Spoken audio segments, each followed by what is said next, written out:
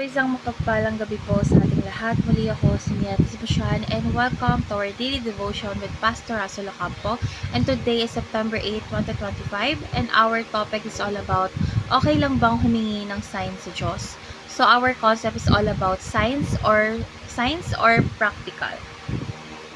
Excuse me? So meron po tayong dalawang klase ng signs mula sa Diyos.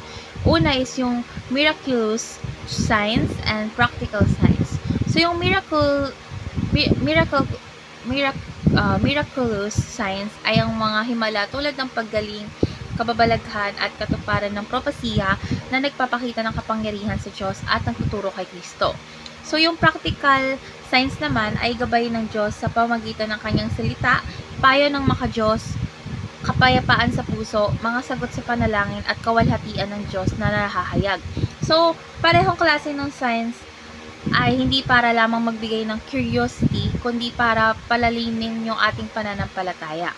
So, ngayon dadako na tayo sa ating Bible readings for today's Genesis chapter 24 verse 12 to 27, ESV version.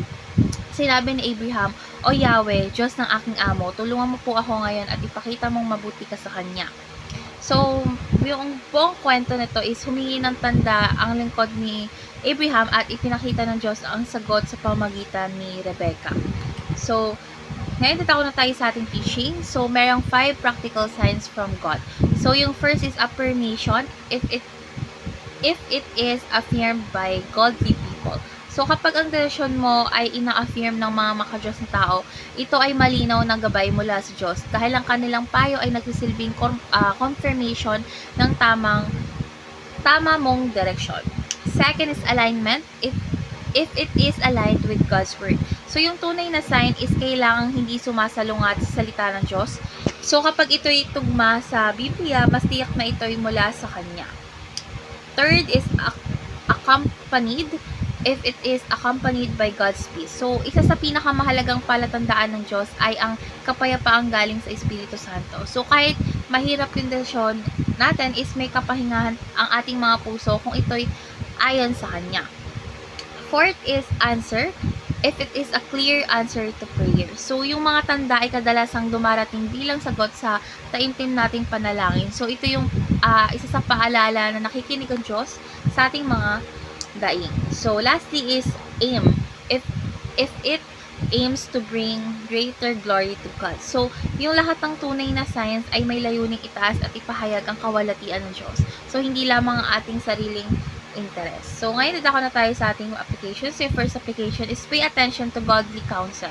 So, dapat tayo makinig sa mga taong may takot sa Diyos at nagpapayo ayon sa kanyang salita. So, yung kanilang gabay ay kadalasang ginagamit ng Diyos upang ilapit tayo sa tamang landas. Second is prove it through God's Word. So, laging salain sa Biblia yung mga desisyon at signs natin dahil ang salita ng Diyos ang pinakamataas na pamantayan ng katotohanan. And lastly is pursue and ask for God's peace. So, huwag tayong magmadaling humingi muna ng kapayapaan sa Diyos.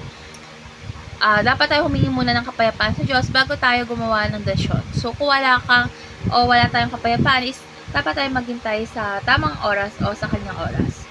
Third is pray earnestly before making decision. So, yung lahat ng desisyon natin is mamaliit man yan o malaki ay dapat idaan sa panalangin. So, doon natin nakikita or doon natin mas nararamdaman yung malinaw na direksyon ng Diyos.